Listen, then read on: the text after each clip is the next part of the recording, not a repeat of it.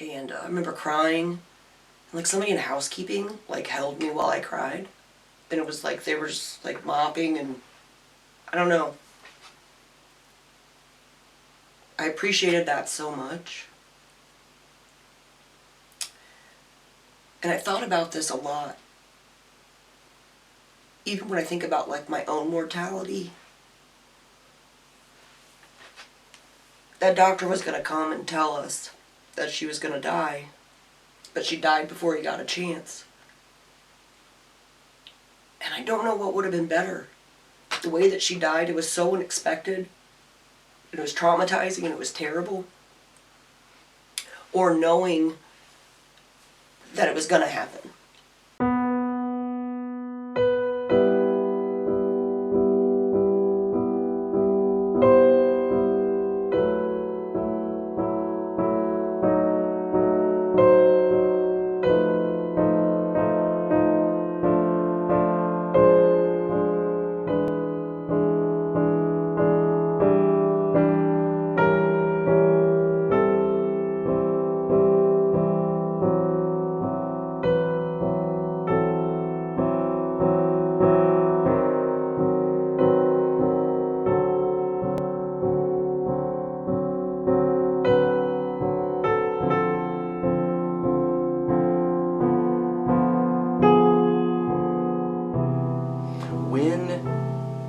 When did your mother die of cirrhosis of the liver?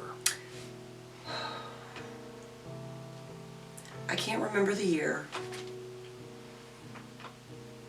but she was 47.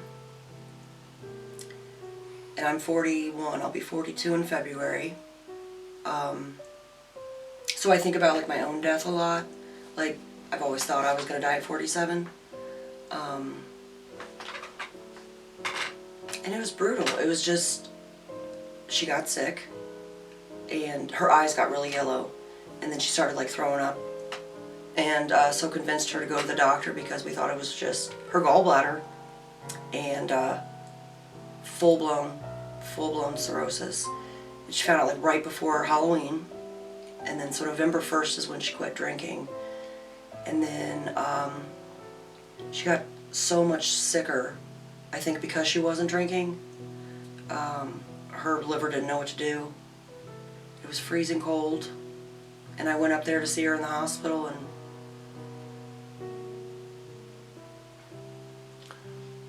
she just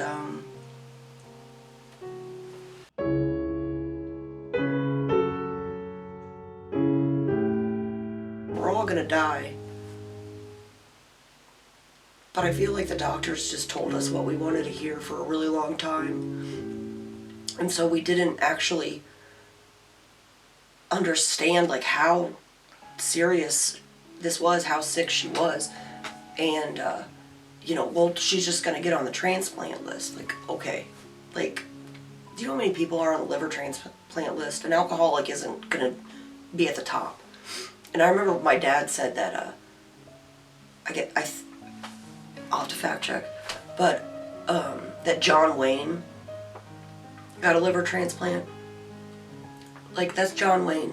It's not Michelle Having. You know what I mean? Like, but we just didn't want to hear it. We didn't want to accept that it was too late. And it was the first funeral I'd ever been to. My mom's.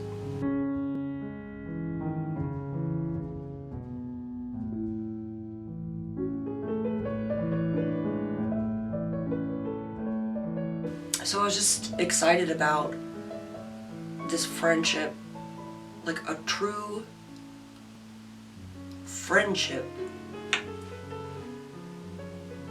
with my mom. And I looked forward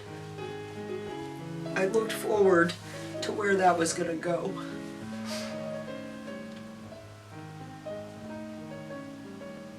And then it was just like, what the fuck?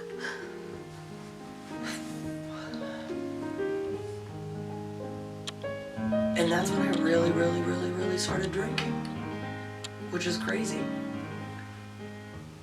Because you would think that the one thing that I would absolutely stay away from would be alcohol. And I dove right in.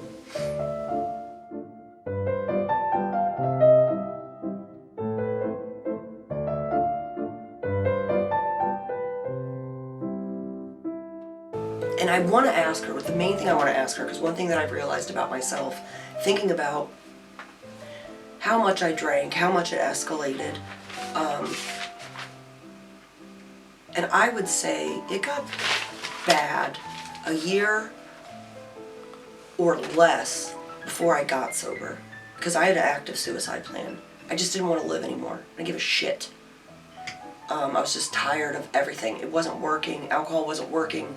It was an obsession. It was all consuming. It was all that I thought about. I couldn't get out of my head. It was fucking insane. And I think back about, what did I think was going to happen?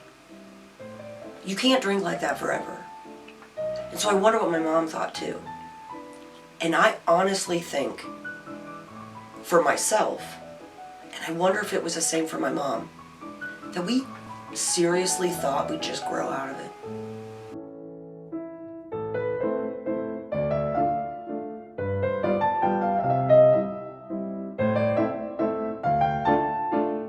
I always felt like alcohol opened up this like world of complete creativity, and without that I was nothing.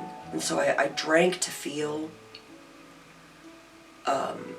connected to something bigger than myself, because I felt like that was the portal that opened me up to experiencing things that were beautiful, because I've been on many a drunk where I'm just like, oh my god, it's fucking amazing. And I look back on those experiences and I'm just kind of like, was it? It's like, what am I chasing? And I think what I'm chasing is what alcohol did for me when it was good, like the good times. Letting shit blow, not caring, feeling like I was creative, feeling like I was funnier.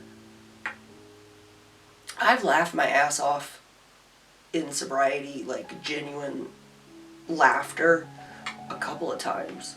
And anytime that happens, I'm so grateful. Like, because if I was fucked up, everything's funny, depending on the day, you know? And I was just, I don't know, concerned about being boring or dull and not being creative anymore. But towards the end of my drinking, I didn't want to create. I didn't want to do anything but drink.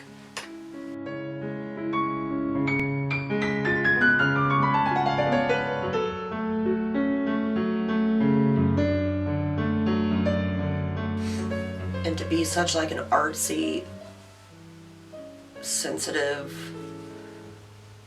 person, I don't know.